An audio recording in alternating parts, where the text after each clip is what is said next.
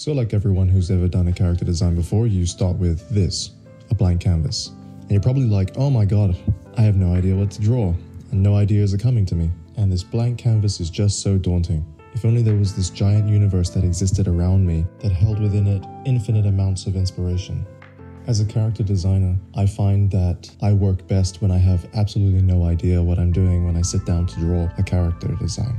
I enjoy having a completely empty head when I begin, because that kind of means that I can go anywhere with the character design and that there are no wrong answers. I like not being constrained by anything. So one thing I decided on, at least at this stage, was that I wanted the character to be strong. So naturally I started by drawing a mage character. I wanted to flip the stereotypes on its head, like why can't a mage be strong? Or maybe it means strong with magic. That's a good thing about having these vague ideas. You get to really explore. So for this mage, I decided to add armor from Indo-European cultures, adding to this sense of strength. And I think it looks pretty good, but it doesn't quite hit the direction that I wanted to go for. It doesn't feel strong enough. So unfortunately, I scrapped this idea and I decided to move in a different direction. So I decided to go with a ballerina here, because I feel like ballet has a strength all its own, and it's always really fascinated me. And I wanted to explore the concept of what strong could mean. And with this concept, I wanted to make her kind of an animatronic, because I really like that vibe. Maybe there's also something to be said about the materials of an animatronic. Like they're cold and hard, strong. And I also make her body like a weapon. Like she's got needles for legs, and she's got this spool on her back, which she perhaps zips around on, like an Attack on Titan character or Camille from that game from a long time ago. But yeah, since we got this very vague concept to start with, I figured like why not explore some more characters. So from here I move on to this character with a more stereotypically strong pose. Perhaps she's holding a weapon of some kind.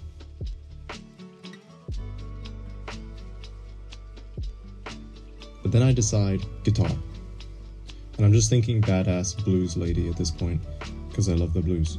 And so that's what I go with. I designed her outfit here to be a little risque, carefree, loose. She's a strong person. She doesn't really care about what people think about how she dresses and whatnot. And she presents herself more openly to the world because she's confident.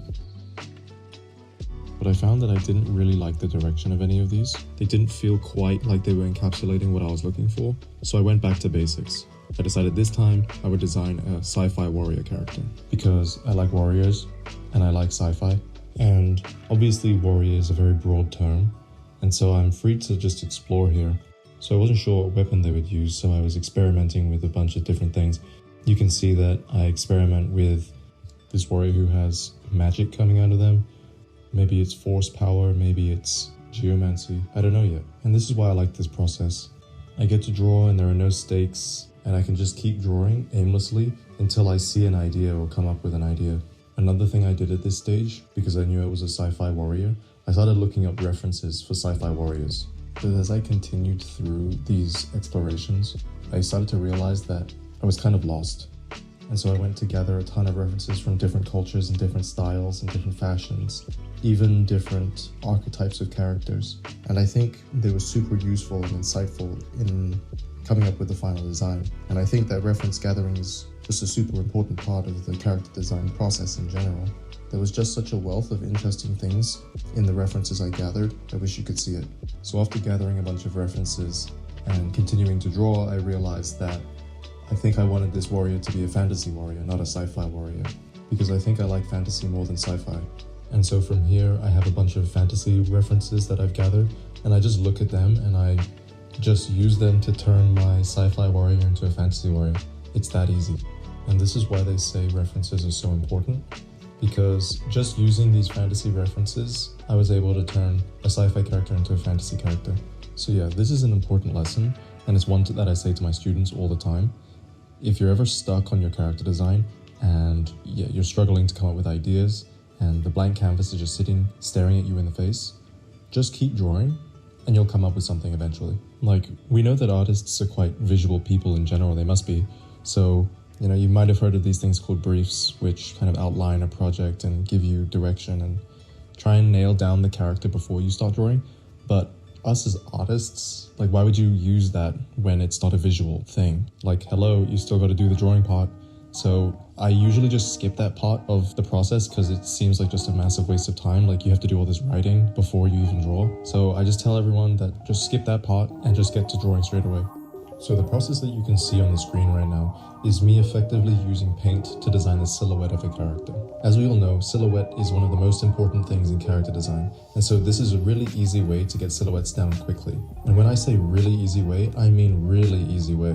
Just look at what I'm doing. I'm just putting paint on the canvas and erasing it and then painting a new part. And it's digital, so the paint is free and doesn't ruin the canvas in any way. So a literal baby could do this and come up with a really great character design. Nothing I do here is really based on any amount of study, skill, or theory.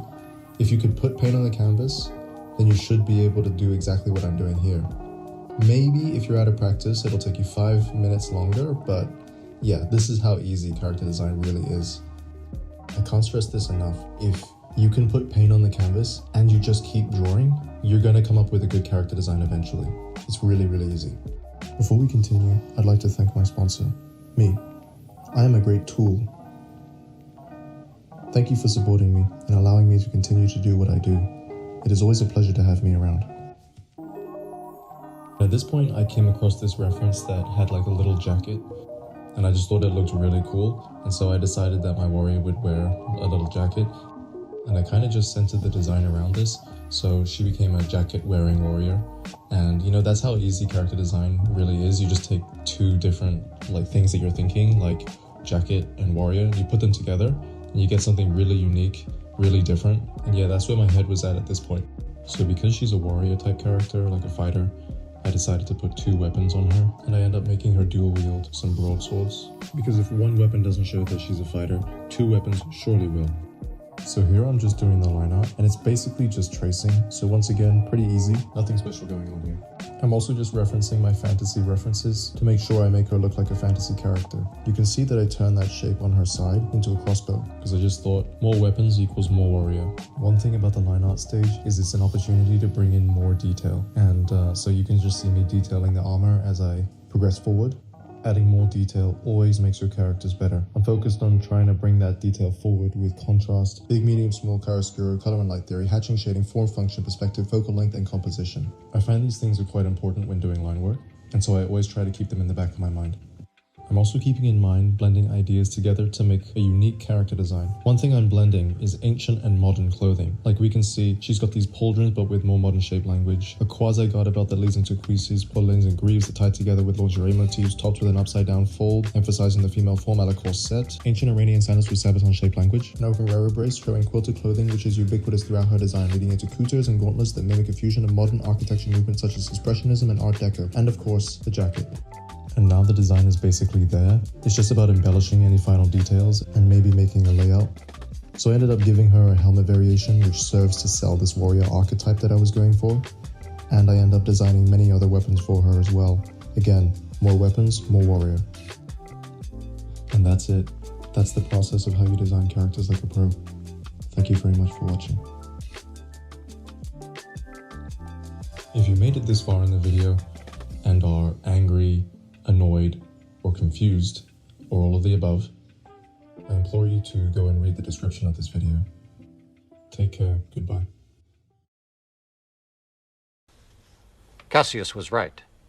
The fault, dear Brutus, is not in our stars, but in ourselves. Good night, and good luck.